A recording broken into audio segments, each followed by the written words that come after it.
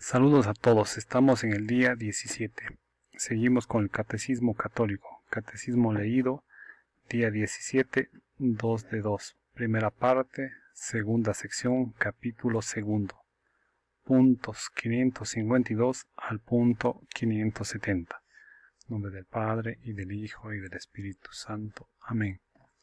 Padre nuestro que está en el cielo, santificado sea su nombre. Venga a nosotros su reino. Hágase su voluntad en la tierra como en el cielo. Denos hoy nuestro pan de cada día. Perdone nuestras ofensas, como también nosotros perdonamos a los que nos ofenden. No nos deje caer en tentación, y líbranos del mal. Amén. Punto 552. En el colegio de los 12, Simón Pedro ocupa el primer lugar. Jesús le confía una misión única, gracias a una revelación del Padre. Pedro había confesado: tú eres el Cristo, el Hijo de Dios vivo. Entonces nuestro Señor le declaró: tú eres Pedro, y sobre esta piedra edificaré mi iglesia, y las puertas del infierno no prevalecerán contra ella. Cristo, piedra viva, asegura a su iglesia, edificada sobre Pedro, la victoria sobre los poderes de la muerte. Pedro, a causa de la fe confesada por él, será la roca inquebrantable de la iglesia. Tendrá la misión de custodiar esta fe ante todo desfallecimiento y de confirmar en ella a sus hermanos. Punto 553. Jesús ha confiado a Pedro una autoridad específica.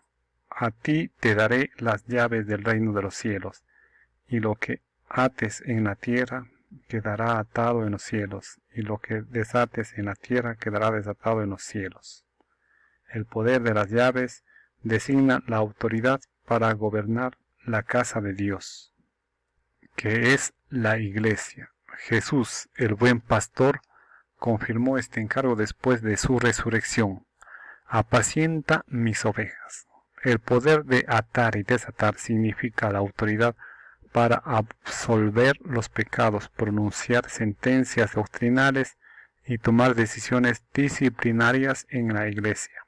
Jesús confió esta autoridad a la iglesia por el ministerio de los apóstoles, y particularmente por el de Pedro, el único a quien él confió explícitamente las llaves del reino. Una visión anticipada del reino. La transfiguración. Punto 554. A partir del día en que Pedro confesó que Jesús es el Cristo, el Hijo de Dios vivo, el Maestro comenzó a mostrar a sus discípulos que él debía ir a Jerusalén y sufrir y ser condenado a muerte y resucitar al tercer día. Pedro rechazó este anuncio. Los otros no lo comprendieron mejor. En este contexto se sitúa el episodio misterioso de la transfiguración de Jesús sobre una montaña ante tres testigos elegidos por él: Pedro, Santiago y Juan. El rostro y los vestidos de Jesús se pusieron fulgurantes como la luz. Moisés y Elías aparecieron y le hablaban de su partida, que estaba para cumplirse en Jerusalén. Una nube les cubrió y se oyó una voz desde el cielo que decía: este es mi Hijo, mi elegido, escuchadle. Punto 555.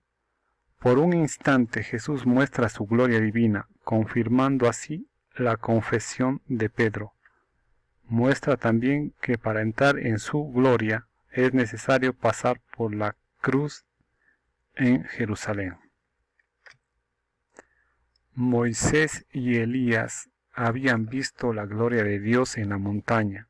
La ley y los profetas habían anunciado los sufrimientos del Mesías. La pasión de Jesús es la voluntad por excelencia del Padre. El Hijo actúa como siervo de Dios. La nube indica la presencia del Espíritu Santo. Apareció toda la Trinidad, el Padre en la voz, el Hijo en el hombre, el Espíritu en la nube luminosa. En el monte te transfiguraste, Cristo Dios, y tus discípulos contemplaron tu gloria, en cuanto podían comprenderla. Así, cuando te viesen crucificado, entenderían que padecían libremente y anunciarían al mundo que tú eres en verdad el resplandor del Padre. Punto 556. En el umbral de la vida pública se sitúa el bautismo, en el de la Pascua, la transfiguración. Por el bautismo de Jesús fue manifestado el misterio de la primera regeneración, nuestro bautismo. La transfiguración es el sacramento de la segunda regeneración, nuestra propia resurrección. Desde ahora nosotros participamos en la resurrección del Señor por el Espíritu Santo que actúa en los sacramentos del cuerpo de Cristo. La transfiguración nos concede una visión anticipada de la gloriosa venida de Cristo, el cual transfigurará este miserable cuerpo nuestro en el cuerpo glorioso como el suyo. Para ello nos recuerda también que es necesario que pasemos por muchas tribulaciones para entrar en el reino de Dios.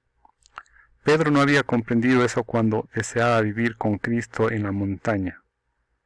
Te ha reservado eso, oh Pedro, para después de la muerte, pero ahora él mismo dice: desciende para penar en la tierra, para servir en la tierra, para ser despreciado y crucificado en la tierra.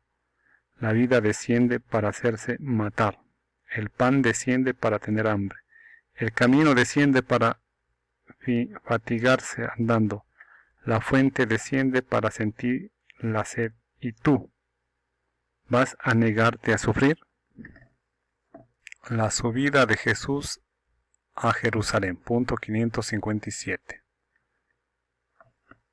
Como se iban cumpliendo los días de su asunción, él se afirmó en su voluntad de ir a Jerusalén. Por esta decisión manifestaba que subía a Jerusalén dispuesto a morir. En 3 ocasiones había repetido el anuncio de su pasión y de su resurrección. Al dirigirse a Jerusalén dice: no cabe que un profeta perezca fuera de Jerusalén. Punto 558.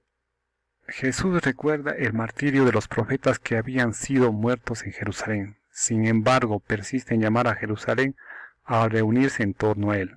¿Cuántas veces he querido reunir a tus hijos como una gallina reúne a sus pollos bajo las alas, y no habéis querido? Cuando está a la vista de Jerusalén, llora sobre ella y expresa una vez más el deseo de su corazón. Si también tú conocieras en este día el mensaje de paz, pero ahora está oculto a tus ojos. La entrada mesiánica de Jesús en Jerusalén. Punto 559. ¿Cómo va a acoger Jesús a Jerusalén a su Mesías? Jesús rehuyó siempre las tentativas populares de hacerse el rey, pero elige el momento y prepara los detalles de su entrada mesiánica en la ciudad de David, su padre. Es aclamado como hijo de David, el que trae la salvación. Hosana quiere decir sálvanos, danos la salvación. Pues bien, el Rey de la Gloria entra en su ciudad montado en un asno. No conquista a la hija de Sión, figura de su iglesia, ni por la astucia ni por la violencia, sino por la humildad que da testimonio de la verdad. Por eso los súbditos de su reino aquel día fueron los niños y los pobres de Dios, que le aclamaban como los ángeles lo anunciaron a los pastores. Su aclamación: bendito el que viene en el nombre del Señor, ha sido recogido por la Iglesia en el Sanctus de la liturgia eucarística para introducir al memorial de la Pascua del Señor. Punto 560. La entrada de Jesús a Jerusalén manifiesta la venida del reino que el Rey Mesías llevará a cabo mediante la Pascua de su muerte y de su resurrección. Con su celebración, el Domingo de Ramos, la liturgia de la Iglesia abre la Semana Santa. Resumen. Punto 561. La vida entera de Cristo fue una continua enseñanza. Sus silencios, sus milagros, sus gestos, su oración, su amor al hombre, su predilección por los pequeños y los pobres, la aceptación total del sacrificio en la cruz por la salvación del mundo. Su resurrección son las actuaciones de su palabra y el cumplimiento de la revelación. Punto 562. Los discípulos de Cristo deben asemejarse a Él hasta que Él crezca y se forme en ellos. Por eso somos integrados en los misterios de su vida. Con Él estamos identificados, muertos y resucitados hasta que reinemos con Él. Punto 563. Pastor o mago, nadie puede alcanzar a Dios aquí abajo, sino arrodillándose ante el pesebre de Belén y adorando a Dios escondido en la debilidad de un niño.